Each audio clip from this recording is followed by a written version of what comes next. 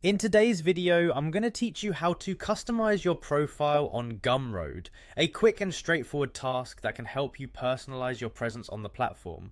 Whether you're a creator looking to showcase your work or simply want to add a personal touch, customizing your profile is a great way to start. So let's dive right in. First things first, you'll want to open your favorite web browser and navigate to gumroad.com.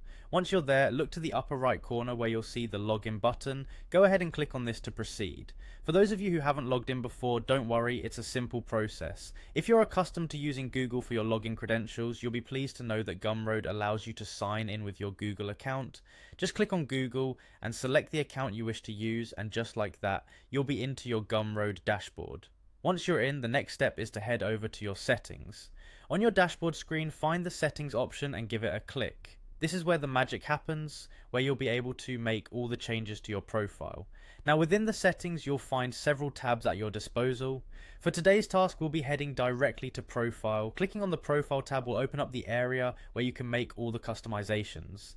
Now that your profile settings are open, the first thing you might want to do is edit your username. This is the name that will be publicly displayed to other Gumroad users when they visit your profile, so choose something that represents you or your brand well. After the username, take some time to craft a compelling bio. Your bio is a great place to share a little bit about yourself and engage your audience, so make it expressive and informative. Moving on, you might also want to update your logo. This could be your profile picture or a brand logo if you're representing a business. Remember, visuals are key in making your profile stand out, so select an image that is clear and visually appealing.